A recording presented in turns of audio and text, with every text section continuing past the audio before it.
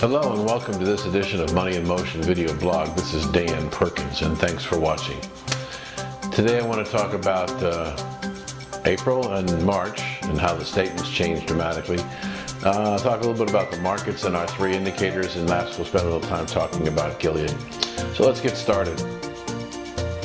Shortly you'll be receiving your April statements, and it's going to be a significant surprise to a lot of you how much of a recovery we had in our portfolios. The issue is that we had a lot of stocks that were sensitive to the significant decline that wiped out all of the gain for the year in the month of March. Gilead, Mankind, and some others. They recovered dramatically in the month of April, and they have produced significant returns in the month of April. When you see your statements, you'll see a significant move in Gilead and Mankind, and you'll even notice that that additional position we put on in Anley Capital Management is up nicely. In fact, the stock's up almost 18.5% on a year-to-date, not counting the dividend that we'll earn at the end of the first quarter. So things are looking better. We haven't picked up everything we were down in the month of March, but we're on our way. I expect the sector that led the way in the recovery in April will continue to lead, and I expect to see us totally recover and produce even more positive returns for the year. Let's talk about our three indicators, and then remember there are crude oil, gold, and the 10 and 30-year treasuries.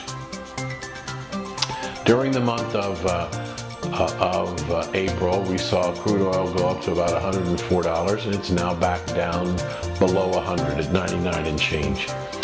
Gold moved from $11.84 to above $13.40, now stands at about $12.80, gave it a lot of its gain. And the yield on treasuries, 10 years and 30 years, have declined, meaning the prices are up. We're about 2.7 on the 10-year treasury and about 3.5 on the 30. So our indicators, gold and crude oil and interest rates, do not give us any indication of any significant inflation on the horizon, at least as the commodities, interest rate sensitive, and the bullion markets are telling us. I expect them to stay relatively quiet for most of the year. I know that there are forecasters out there who are predicting $50 silver, and they're predicting $2,000 gold by the end of the year. Every day that doesn't happen and it stays below 1,300 makes the forecast look more and more unrealistic. So we'll keep watching them, we'll keep reporting on them, but clearly the stocks that are paying us dividends have led the way. All of the concern about Janet Yellen as the new chairman of the Fed and her policy and the significant spike up in interest rates has all but gone away. Fed's thinking about when it wants to tighten again and whether it wants to continue its quantitative easing redemptions at some reduced level each month. I think the fact that the gross domestic product number for the first quarter was 0.1%, which in my opinion is negligible, because you take that number and divide it by 12, you can't even find it on a calculator. So it's a rounding error. I would expect to see a little bit of recovery in the second quarter as housing starts and other construction projects were delayed because of the severe winter weather. But with a 0.1% first quarter and probably a revision higher in the coming months, I wouldn't be surprised that the first quarter comes in at somewhere between 0.2 and 0.5 of 1%. Problem is, it makes it very difficult to get to 2% growth rate in the economy for the balance of the year when you're starting off with 0.1 or something slightly higher. So maybe some people are going to start cutting their forecast on GDP.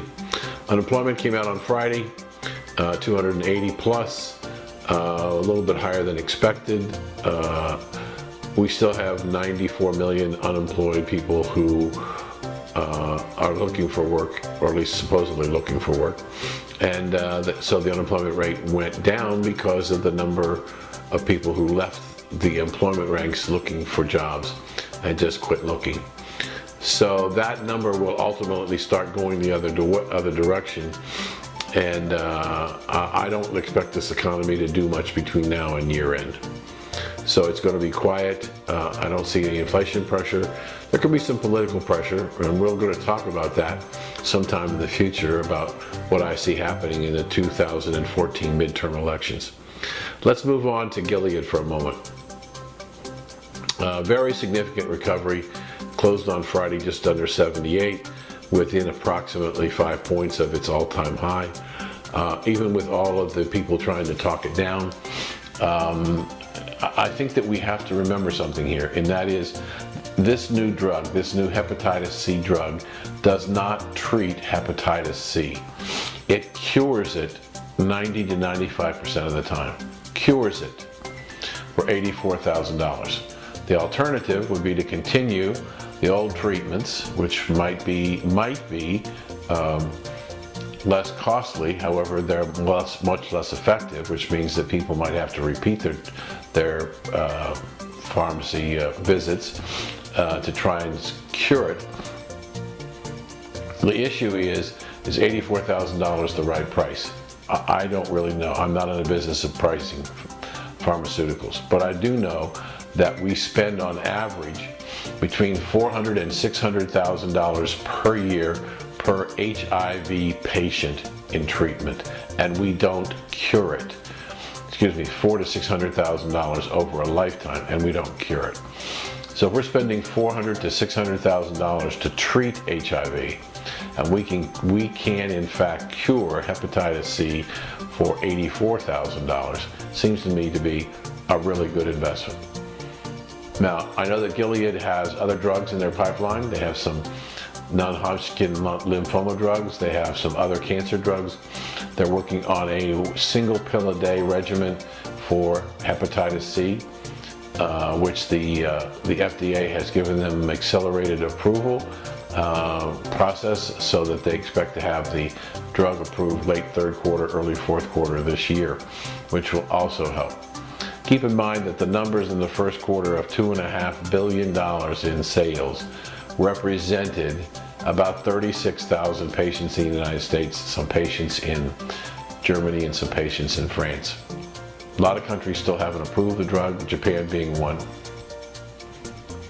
I would expect that second quarter earnings are going to be as robust as first quarter. The company is not giving us guidance because they don't know how quickly things will ratchet up on their hepatitis C drug. So they're still not going to give us any guidance. I suspect that by the time we roll around for second quarter earnings, we may be approaching $5 to $5.5 billion in sales in the first 6 months, which means an awful lot of analysts are going to have to scramble to figure out what is the return going to be, the earnings going to be in this company for the balance of the year. The way Gilead's been performing over the last few weeks, it seems to go up, hit a high for the day, back off a little bit, but closes higher than the previous day, and so on. So as I said, we're within 5 points of the all-time high of the stock. I do believe if it breaks the $83, $84 level, it could quickly run to 95. So exciting times with Gilead. Mankind is going to be up around the 4th of July for their final FDA approval. I expect that to happen, and that's a great treatment for diabetes type 2 and type 1 that I think is going to get FDA approval. Another exciting stock in our portfolio. So if you have questions about what's going on or about your accounts or your statements, please feel free to give me a call. And as always, if you have a friend or a family member who's looking for an alternative advice of a real money manager, then please feel free to give them my name and number. Thanks for watching.